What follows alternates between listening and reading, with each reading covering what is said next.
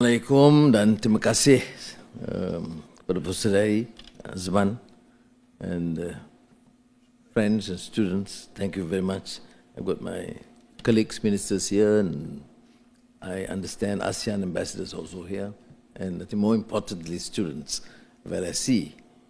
I was invited 10 years ago, Azman, as Prime Minister in waiting. You understand why I refused to accept the invitation.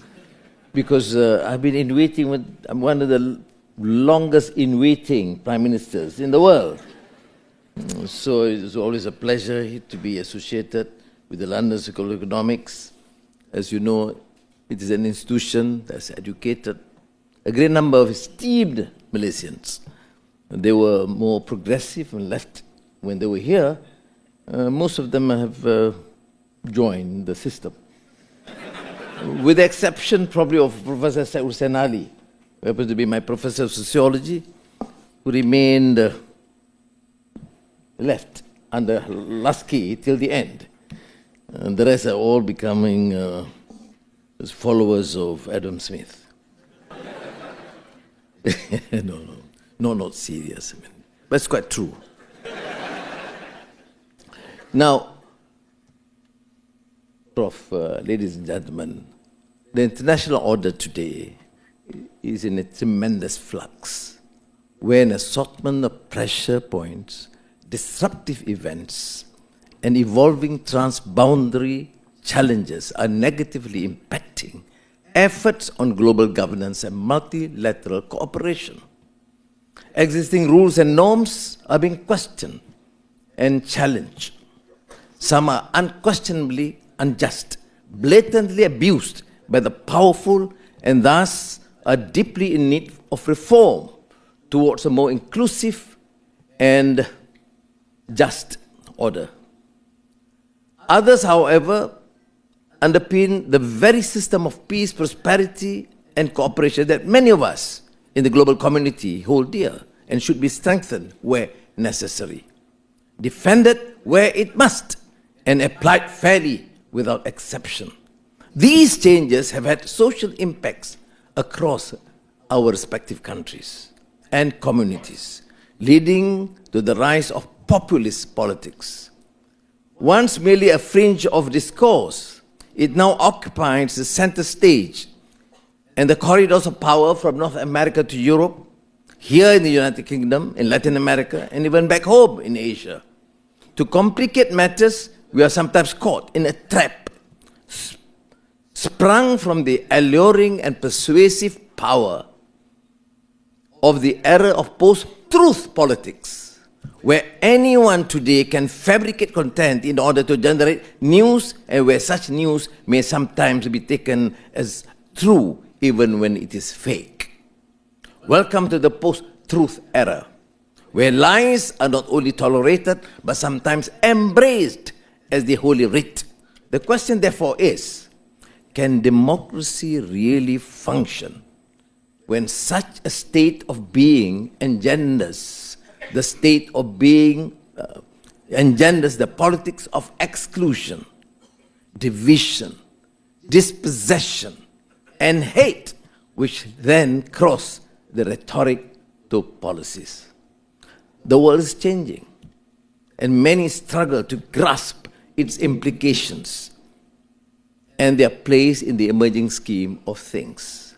Instead of reassuring electorates and better preparing them for the future, we sometimes elected to weaponize fear and uncertainty, sow the seeds of suspicion and animosity, and to victimize the other, to refer to the often-quoted view of Edward Said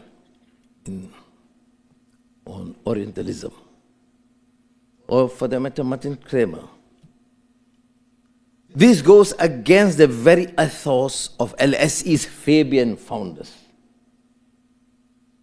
who advocated progressive ideas of social democracy and social justice and what it takes to have a good society.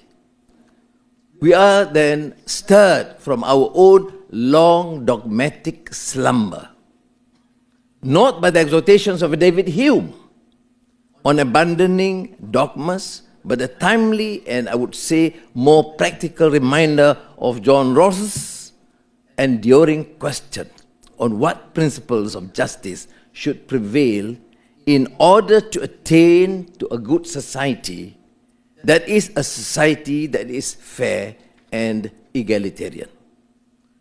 From the point of governance, I would venture to say that the attainment of such a society must stem from the expanding of the national wealth, public funds, towards the growth of human capital, chiefly through education, housing, and healthcare. Additionally, poverty eradication and the creation of humane living and working conditions shall remain paramount. I want to refer to the assessment evaluation by the alumni. He's just going to present to me, but with my intelligence outfit, I've had a copy and perused through, and thank you, you were extremely critical of the system, expenditure not adequate for the primary education, and the need to retrain and upskill our teachers. Thank you for the remarks. Don't charge the Ministry of Education for that. No, but this is what I mean by having a reasoned discourse, democratic accountability. Democracy is not about elections, about having leaders to have the preparedness, to be prepared to listen and evaluate and take criticisms. And once you get this exposure and training at institutions like LSE, it is your duty, therefore, to come back and contribute. We are the team of reform. We listen, and I can assure you that some of these ideas will be incorporated and be taken into account by the Ministry of Education. If it's not done, then we may have to then introduce a new Minister of Education. Now the creation, no, don't take it seriously. It will be sleepless nights for the minister. The creation of wealth of nations should not be a license for unbridled capitalism. Inasmuch as the principles of political economy cannot be subjected to the dictates of short-term gains, let alone political expediency. On the contrary, rather than playing to the gallery of populist demand, the imperative of responsible governance enjoins us to formulate policies and take decisive actions for the greater good, namely sustainable economic growth and shared prosperity. Oh, well said and done. We all want to emerge as great statesmen. But remember the Churchillian edict. Great statesmen think of the next generation and lose the next elections. A politician, of course, talks in terms of populist policies that would ensure that they win the next elections. So how do you then navigate to ensure that you remain true to the principles and ideals, which means emerging as true statesmen, but at the same time understand the demand and dictates of our times, the concerns of the citizens. So I don't want to claim to be a good statesman. I think there must be some. This is where LSE should share some of the notes with me, how to then navigate this. Now, the reality is that we are also in an era of profound uncertainty, one that is shaped by the will of great powers. The United States-China competition has redefined economies, technologies, and alliances across the globe. But it is most keenly felt in the Asia-Pacific, including ASEAN, the world's largest and fastest developing region. This rivalry not only intersects with the aspirations of our region, but also challenges the peace and stability that underpins this drive for growth and prosperity. Economic interdependence, once seen as the cornerstone of global peace and prosperity, now appears fragile It is only becoming a source of tension, but could also turn into an Achilles' heel for many economies that have flourished under globalization. Trade wars, tariffs, sanctions have become regular instruments. The new mantra, but it becomes instruments of strategic rivalry, eroding the spirit of cooperation and fostering dangerous mindset of suspicion and distrust. Nations are no longer just competitors in the marketplace. They are adversaries in a global contest for influence and dominance. For smaller states like Malaysia and our neighbors in Southeast Asia, the implications are inescapable. The shifting dynamics of international relations, the erosion of multilateral cooperation, and the growing sense of distrust are dangerously becoming the new normal. The challenge for us in Malaysia, for example, is not merely to endure, but to thrive. We find ourselves compelled to navigate these disruptions with clarity of purpose. The likelihood of a multipolar world means that centers of global influence will not just be China and the United States or Japan or the European Union. Instead, count on the emerging players like South Korea, India, the GCC countries, Turkey, Brazil, South Africa, and don't ignore the potential of ASEAN, which you represent. Consider the immense aspirations and cumulative heft of Southeast Asia. ASEAN, a region of over 690 million people, making it the third largest population in the world with a nominal GDP of $3.8 trillion, the fifth largest economy in the world and the third largest in Asia. In the same vein, there is a resurgence of Global South as driver of global prosperity. By 2030, it is projected that 3 of the 4 largest economies will be from the Global South. It is also about the reclaiming of a voice that can no longer be ignored in the emerging international order. The empowerment of Global South narratives and the desire for greater participation in the international system and on policies that decide on governance of the global commons on more equitable terms should not be dismissed or diminished. Now, students, ladies and gentlemen, you see my priority is right. Students, ladies and gentlemen.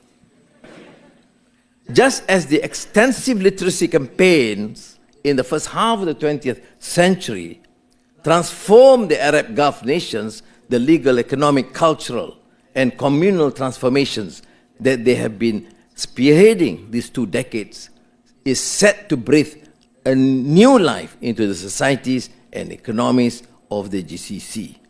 Malaysia and ASEAN, welcome.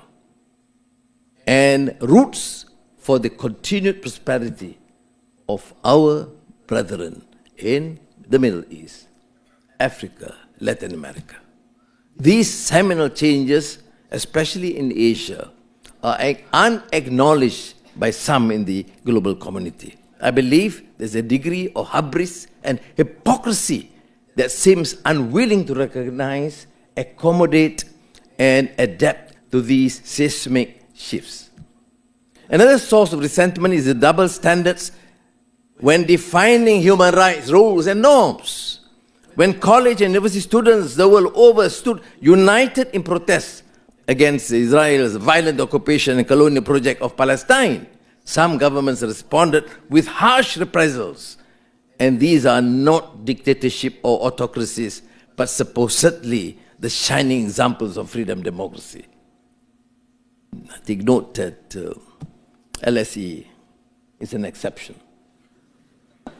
While I welcome the news of the upcoming ceasefire in Gaza and commend the efforts of Egypt, Qatar, and the United States in compelling all parties all involved, the international community must ensure that it is upheld, paving the way for talks on subsequent phases that will lead to sustainable calm, the provision of aid, and the reconstruction of Gaza. Indeed, this is the most immediate priority. Justice and accountability remain critical, as is the need for a viable, sovereign, and independent Palestinian state and just and lasting peace. We also need to go to the fundamental and profound imperative of transcending differences and disagreements so as to appreciate better our commonalities, shared values, and traditions. Indeed, our basic humanity beseech us to protect human life and well-being inasmuch as human rights, including the right to life, are universal and inherent to all. The best position for Malaysia amid the uncertain ebbs and flows of the strategic tides must be adaptive, resilient, principled, and above all, clear-sighted. We must know not only what we want, but what we are or who we are as a nation. This is imperative as we occupy a critical position in global supply chains as well as maritime trade routes. Now, firstly, Malaysia will remain dedicated to fostering shared growth, bolstering regional cooperation, particularly ASEAN, and maintaining our openness to trade, development, and commerce. And as chair of ASEAN in this year, Malaysia will seek to rejuvenate key mechanisms like the ASEAN Plus 3 and the East Asia Summit. Both have been celebrated for their convening power but remain underutilized. The East Asia Summit is the only regional forum dedicated to strategic and security issues in our region that is led by leaders where rival powers meet in a neutral setting. Instead of getting bogged down by the disputes of major powers, we would rather work with the like-minded member states and dialogue partners to seek ways on how such mechanisms can deliver on its aspirations. Secondly, Malaysia will continue its open and pragmatic approach in engaging both the United States and China, whose relations are anchored in mutual respect and shared interests. In spite of all the talk that Malaysia is pervading towards China, the fact is that the United States continue to reign supreme, cumulatively as the largest source of foreign direct investment. In Malaysia, especially in the tech sector, China, on the other hand, has been our largest trading partner since 2009, marking 16 years of thriving trade relations. It is as clear as day, and there is no zero-sum game here. Maintaining robust ties with both the United States and China is not merely a matter of economic pragmatism, but a strategic imperative to safeguard our national interests in an increasing volatile world. This is what we mean by cultivating engagement with both to ensure the region's diversified economic base, reduce interdependence, and a strengthened position as a resilient, open, and competitive economy. Now, thirdly, Malaysia will ensure that its position as a center of competitive trade, finance, and tech can withstand the changes around us. Acemoglu and Robinson's Nobel Prize winning work on institutions and governance reminds us that poor countries are poor because those who have power make choices that create poverty. Very much Laskian, I think. Or as Piketty would have it, capitalism causes poverty by concentrating wealth in the hands of the few. The situation becomes perverse when it draws on us that socialism is for the rich, while capitalism is for the poor. It's good that the students are okay, but there are many corporate players here. To the message for both. And to my mind, while there is some truth in these platitudes, we should be wary of succumbing to gross generalizations. See? And there's a caveat here. Okay, I need the support of the capitalists here. I have on previous occasions spoken of the marauding Europeans in Asia's checkered colonial history, leaving behind a trail of looting and plundering of the wealth and resources of the colonies. Today, marauders may still be on the prowl, though they may no longer be geographically marked out, because whether from the west or from the east, those who have power may be states, may be corporations, or even individuals of non-state actors. At the end of the day, it is up to the nations themselves, particularly developing countries, to acknowledge the broader structural challenges faced. Be that as it may, the central insight remains. Nations thrive when the state is both accountable and inclusive, fostering institutions that earn, sustain, and promote public trust. On our part, the Malaysian government introduced the Madani economy framework in 2023, guided by the twin objectives of raising the ceiling through sustained economic growth and raising the floor by ensuring that this growth is shared. From industrial policy to energy transition, inclusiveness and sustainability are at the heart of Malaysia's development agenda. These efforts are already bearing fruit. A bit premature to suggest that we are successful, but it is a good beginning. With good governance, transparency, no tolerance for corruption. Malaysia recorded robust economic performance in 2024, with strong GDP growth exceeding 5%, stable inflation below 2%, and record high trade figures. The international community has taken notice, drawn to Malaysia's mature, reliable, and favorable investment climate. In the first 9 months of 2024 alone, we successfully attracted over 100 billion ringgit in approved foreign investment across manufacturing and services sector from the East and West alike. But it's certainly no time to reveal in fleeting victories. In a world increasingly defined by chaos, finding order begins with our capacity to adapt to disorder. It's just like Bangkok traffic. How do you navigate with such disorder? Not as bad, but then London traffic is the same. To this end, Malaysia's deepening foray into the semiconductor industry is a testament to our forward-looking outlook. Recently, we launched our national semiconductor strategy, which earmarks game-changing incentives and investment to make Malaysia indispensable to the global semiconductor supply chain.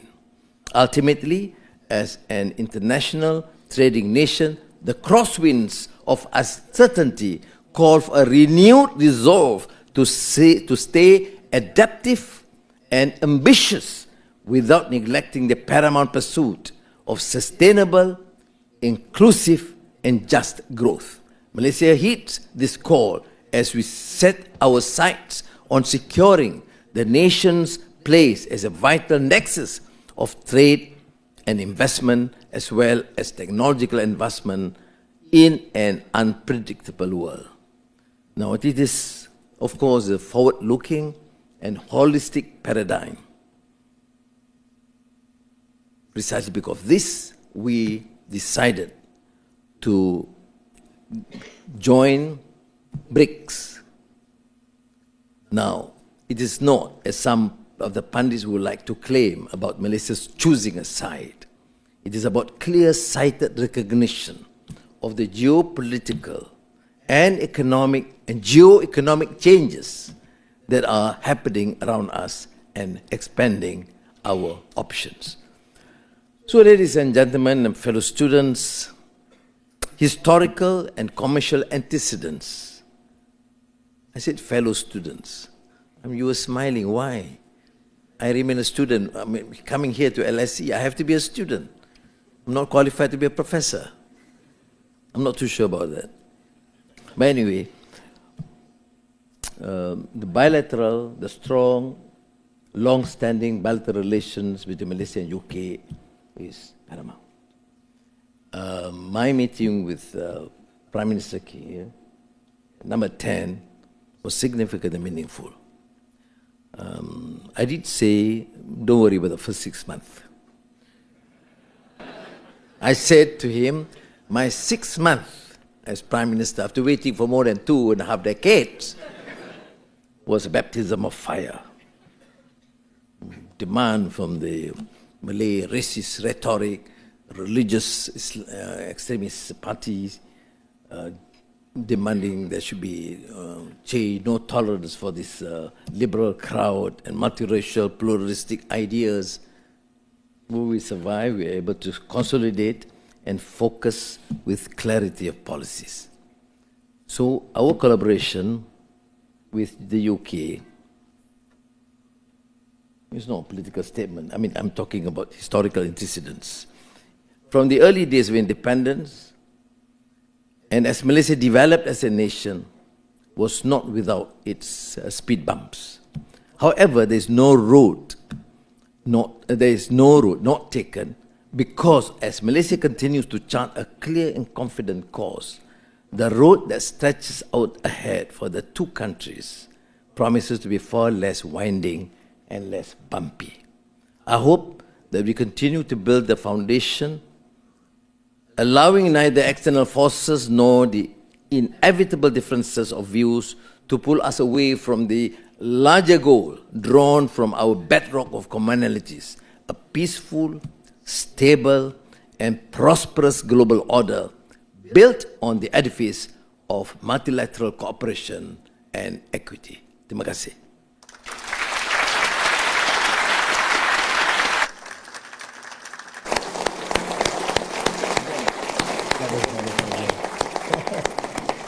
So, thank you, Prime Minister, for what was really a wonderfully wide-ranging and wonderful speech. We'll open the floor to questions. Where are the microphones? It's the one on each side. I hope I'm going to take the prerogative and ask the first question.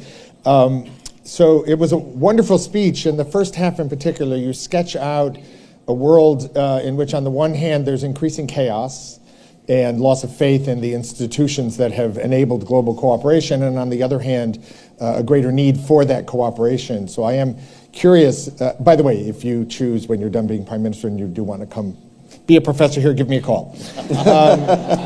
I am curious, how do you see then solving that problem? How do you see getting the global cooperation we need, given all the other circumstances that are undermining it?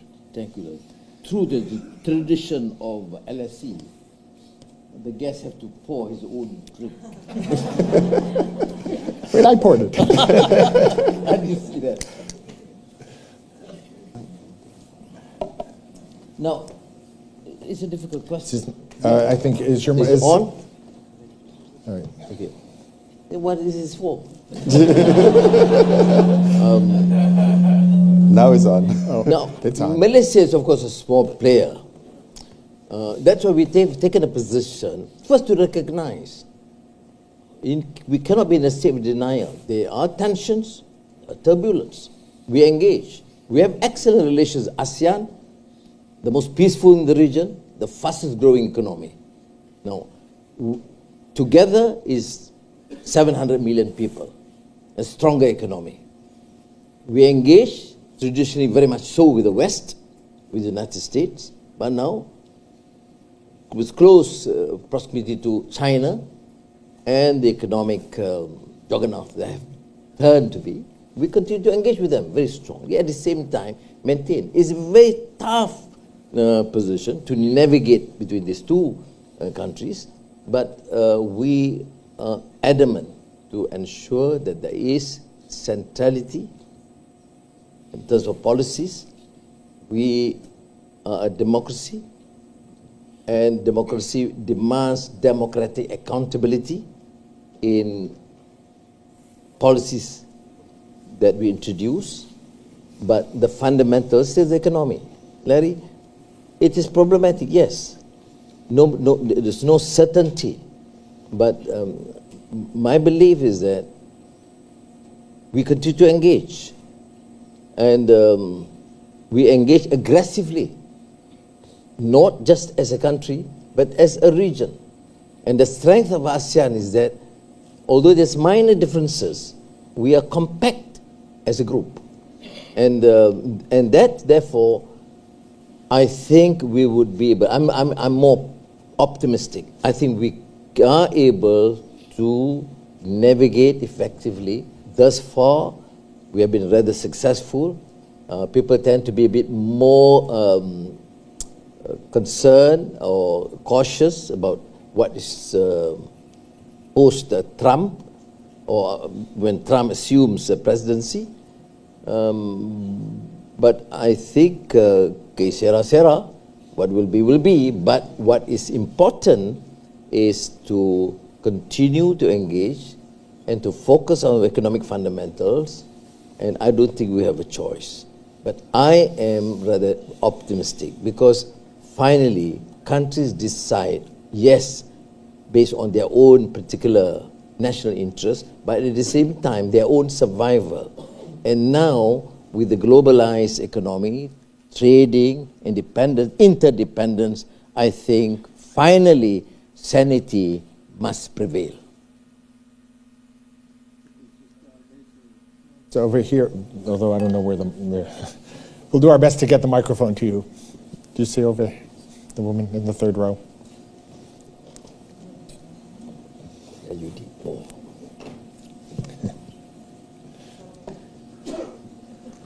Assalamualaikum. It's an honor to see you, Prime Minister. I'm Rowena Abdulrazak. I'm with Mercy Humanitarian UK. We're a charity based here that provides mental health support for Malaysian students.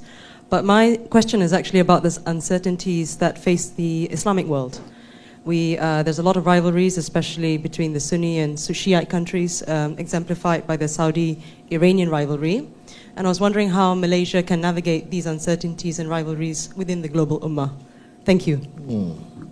But uncertainty is not only with the Islamic world, uncertainties in Europe, Ukraine and Russia, uncertainties with the prospects of Trump policies. Importantly, we continue to engage. Malaysia is fortunate in that sense that we engaging with all parties, and every time there are representatives from the administration, U.S. administration, was asking us why Russia, why Iran. I said, look, we engage. In fact, as you know, I made this very, very controversial decision when I met the then leader of Hamas, Ismail Haniyeh. The Western world became like berserk. Why? I said, I engage. You engage with everybody. Why can't I engage? There are points I agree, points I disagree. But the bottom line is to promote peace and strongly urge them to secure peace and to give them that support. That was after his grandchildren and son were killed in the Israeli attack. But you see, it's very important for our colleagues in the West also to understand. You have strong views against Russia, you have strong views against Hamas. Others have strong views against many other things, including the colonization and aggression of Israel. But what is, to me, critical is the need to secure and attain peace. And therefore, my role in terms of my engagement with Ismail Haniyeh then is to urge him to say, like, I represent Malaysia and many voices in the Muslim world. We are very supportive of you, but at the same time, you must secure peace. And the cessation of hostilities is critical for the survival of your children and the future of Palestinians. What is wrong with that? So, to my mind, I mean, thank you. I mean, we will continue to do this. And at the same time, listen to the voices. Even when I met Prime Minister Kia, he knows my position. And we are talking about the need for a two-state solution, and very supportive of the need to attain peace. And then with, for example, Ishiba, Prime Minister of Japan, he proposed that Malaysia, together with Japan, co-chair immediately the reconstruction fund for reconstruction of Gaza. And it is interesting, it's Japan and Malaysia. And I said, of course we'll do that, because that is the only guarantee that peace will be attained. Because that issue, unless it is resolved, is so divisive and enrage so many people. So I think if that part is at least to a certain extent resolved, we can now focus on economic development and dealing with the issue of climate change, of poverty, of inequality, and the new technology of AI, because without having this sort of focus, we can't succeed. Thank you. Thank you. We'll take a question there, and then we'll go over there. Picking up on the Middle East, and I'm delighted that you're so interested in this, because, you know, it's an intractable problem. My name's David Abraham, from former Vice President of RISI, Royal United Services Institute. My question is to you is, can you see a time when Malaysia will be joining in the Abrahamic Accords? We get our priorities right. And we continue to engage. If they want to discuss with us on the Abrahamic Accord, yes. But there are certain issues that need to be resolved. Number one, peace. Number two, stop colonization. Stop this continued aggression. Then we talk about what comes next. You can't talk about, for example, this is our solution, and you continue. You see, we were taught here LSE is a bastion for democracy, social justice. I mean, you have been fighting against colonization. I remember Mune's PhD thesis, from Malaysian Union to independence. I don't know that I've read that. Yeah, I mean, this has been the bastion against colonization and colonialism. How is it you can condone in this days and age, and then talk about ultimate solution? So my point, whilst I think it should be open for engagement, but you end the colonization, end this perpetration of violence. Yes, you can insist both sides.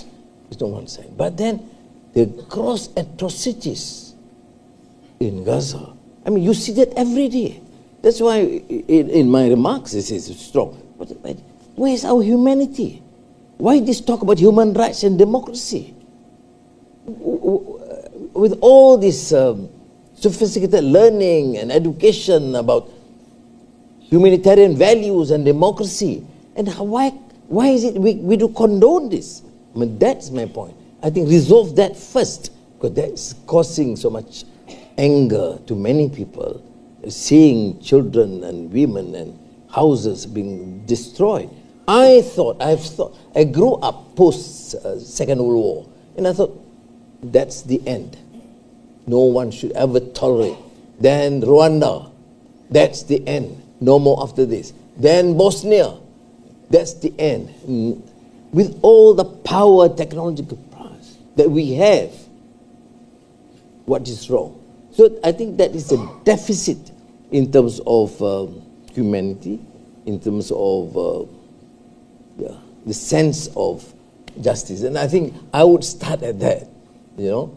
Although people ask me, then therefore do you then condone violence from the part of Hamas? No, I don't. I make it known, and they know my position. I don't think the solution is violence, but we have to deal with it.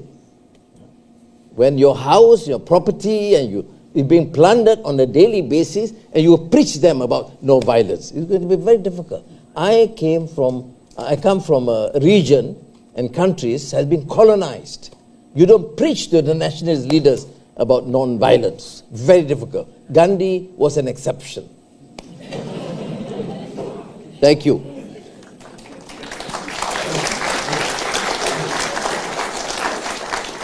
Thank you, Yang Amat Berhormat Datuk Anwar Ibrahim, Prime Minister of Malaysia, for your inspiring lecture on Malaysia's global strategy in an uncertain era.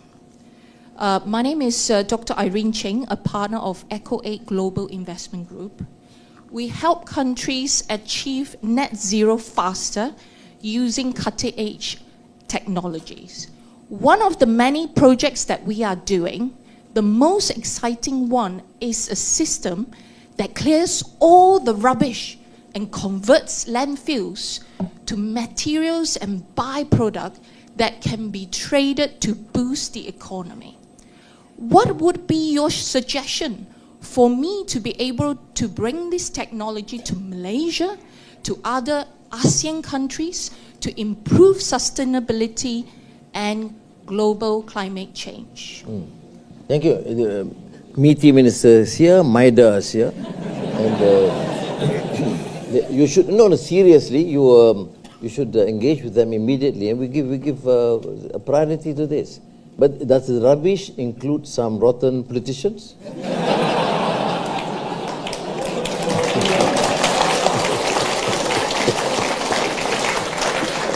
So let's Thank take a you so question much. from online. Danny? It's an online question. Oh, yeah, okay. Mr. Prime Minister, this is an anonymous question. It says, you've spoken movingly about humanitarian values, yet Malaysia has not, is one of the few countries that has not ratified the International Covenant on Civil and Political Rights, nor does it have any legal recognition of refugees. How can you explain this? We have in Malaysia a total of about 2.5 million refugees. We've given adequate protection. We have 200,000 from Myanmar. Whether we recognize or not, we give maximum support where we can have. Now, the issue of covenant has its ramifications because of the concerns of not only Muslims, but Hindus, Buddhists, Christians on the issue of same-sex marriage or LGBT, which may be fine in some countries in the West, but we have difficulty to accept because that's generally rejected, because sanctity of marriage to us, at least vast majority of Malaysians, are between men and women. But I take your point. Whether they are refugees or they are illegal workers, humane treatment must be accorded. That I would concede. But whether we would accede to the covenant, we may have a problem because the number of refugees and illegal workers in Malaysia have exceeded 3.5 million for a population, a country with a population of 34 million. It's just too problematic for us, economically, socially. But what I can concede, I reiterate, there must be humane treatment regardless. Thank you. Thank you. Hello, Nina Adlan Disney, LSC Malaysia alumni and also MD of an educational social enterprise called LIPED from KL. But I won't ask you about an education question because it's all in the paper that we've submitted. What I would like to ask, I know you're a fan of Shakespeare and you've spoken a lot about this uncertain era. So I think Shakespeare to many represents a kind of a universal and eternal truth. So the question is, and my husband's a literature teacher back home. So the question is, if Datuk Sri Najib and his wife are Macbeth and Lady Macbeth, if Tun Mahathir is King Lear, which Shakespeare character would you be, and why?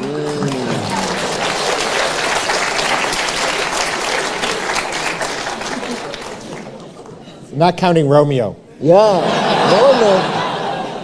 And Macbeth. You've ignored Macbeth and Lady Macbeth. I think we'll end at that. Because I don't want to be personal. I'm joking because there are no ministers here, you know. But they are in the teams, you know, which will be fine.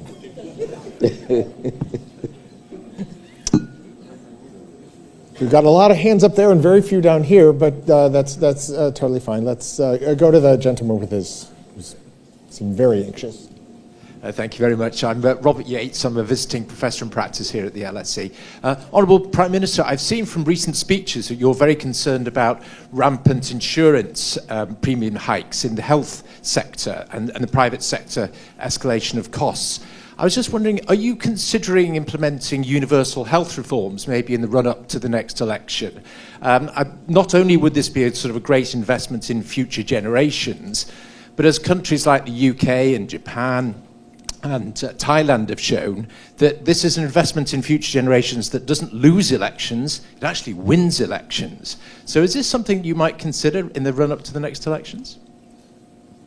The Ministry of Health has been entrusted with this task of making major recommendations about public health reform, which means strengthening the other national insurance of a sort. But the issue with the private sector was a bit to curtail this excessive sort of rates, and particularly you know, in the name of health facilities. That was the controversial issue recently, and I think we are tough on that. We say, look, of course, they are private sector; they can attain profit, but there is a limit. Unless you have this super class of a sort of a specialist center of the Mayo type, but otherwise the general private institutions must at least have some ground rules to follow and to be accountable to the charges that are made, and also the treatment and follow-up for the patients. All right? But back on Shakespeare, I forgot to mention, look, he remains to my mind not only the pillar of the Western canon, as Harold Bloom have said in his Western canon, but I think he's a genius and a great humanitarian, and it's a lot of things that we need to learn. I presented a paper to the World Shakespeare Conference, I remember, on Shakespeare from the prism of prison walls. It's interesting when you reread Shakespeare. I mean, of course, I reread Shakespeare in all my years in prison, 4.5 years, with copious notes, 4.5 times with copious notes. And it is enriching, it's enlightening, it's a very humane sort of approach to understand society and mankind. And womankind, of course. So I would strongly encourage students to, you know, from time to time, reread Shakespeare. Questions from here. Thank you so much, Datuk Seri, for honoring us with your presence. My name is Imran. I'm a philosophy student here. I'm doing my master's in philosophy and public policy here at LSE. My question is, Datuk, forgive me if this question is a bit personal, but as a student, very passionate about his nation, I'm quite intrigued. From your days as a student activist and now you as a Prime Minister, I was wondering what changed, whether in your beliefs, philosophical basis, motivations, and what stayed the same. Thank you, Datuk. Yeah, it's an interesting question. Do one change? Yes. You grow older, you mature, you seem to be more tolerant on, you know, issues of the flaws and weaknesses of people.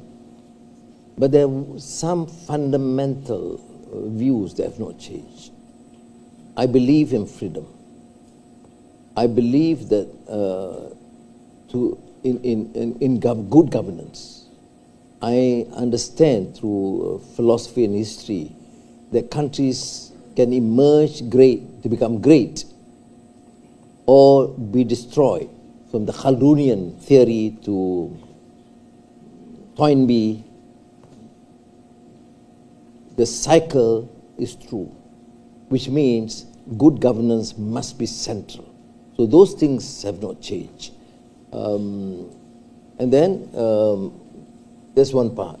That is why I think in our Madani concept, we don't compromise. How could people take about cases, the past cases? It's different. But in the 2 years in governance, my colleagues are here. No compromise on issues of corruption, of leaders squandering wealth. It doesn't matter whether it's a coalition or not. That this was the ground in that understanding. And I think Malaysia has that potential in the past, but destroyed because of poor governance, because of greed and endemic corruption. And don't deny, one cannot deny that. Is known internationally. So I think you on these issues principles you have that. And so we have to move on with it. So you say, have anything changed? Not on the issue of governance, not on the issue of corruption, not on the issue of respecting individual rights. You know, Malaysia is a multiracial, multicultural country. Oh, Malays, Bumiputras, Muslims are the majority. We have constitutional guarantees. But this penchant of going on the race-based policies or insulting and abusive and creating hatred and suspicion and prejudice by race, to me is sickening. You know, yes, we are encountering that. We have big battles with the opposition on minor issues. If they can criticize me like alumni's report on education, I don't feel in any way insulted. In fact, I immediately wrote a note to the Minister of Education, please give your personal attention and give me a report latest in 2 weeks. That was my note to her. You know? But when you talk about, Anwar is pro-Chinese and why is it he needs to go to a Chinese restaurant and eat, it's a bloody sickening thing to do it to happen. And I think I need you, particularly the young, to understand this. You know, of course we have our ground rules. We pray. You see, and I don't take pork. I don't drink. I drink water. but there's a tolerance. Your views. I have to respect what you believe in. Why is it so difficult? Because the penchant for populism and racism and religious bigotry. Malaysia is facing that problem. So the vast majority, particularly the young, must have that courage of conviction, tenacity of purpose, to say enough of corruption, yes, but enough racism and enough religious bigotry. What do they have to say? Everything is, there's nothing about policies. There's no major criticism of policies. My colleagues will know. In the 2 years of governance. But there's lots of criticism. We're selling the country to the Chinese. The Chinese have taken over. Penang is going to be Christianized tomorrow. Yeah, and blatant lies. Now, are you a Democrat? Yes. Do you allow them to say what they want? Yes. But do you then allow for such irresponsible act that could disrupt and cause mischief and even break societies apart? So I draw the line. Yes, I'll be tough. You can criticize me for all my policies. You may disagree with these policies, but you cannot use the race and religious card. And you cannot denigrate any person. So when I say, for example, in public speeches, if I want to be a Malaysian leader, the Malay child is my child, the Chinese child my child, the Indian, the Dayak or the Kadazan. You know what they do? They say, how can Anwar, a Malay Muslim, consider a Chinese child his? I mean, level of stupidity. And some of them are, I hope, no LSE graduates.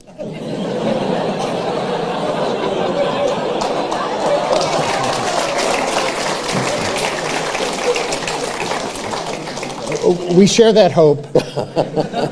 And I do want to thank you so much for taking the time to spend with us and for the speech and the questions. And I think I speak for everybody in saying it was really a wonderful, enlightening event. It's really a privilege for us.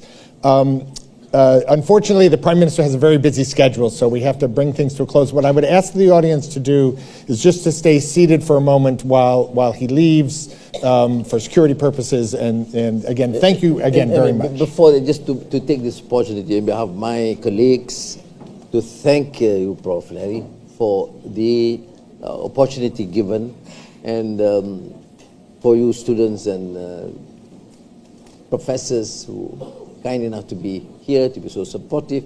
And mind you, I must say this, that all these years, when I was in the doldrums, LSE did give me the place. Anytime I choose to come and address students or teachers, I was welcome. So I thank you very much for this.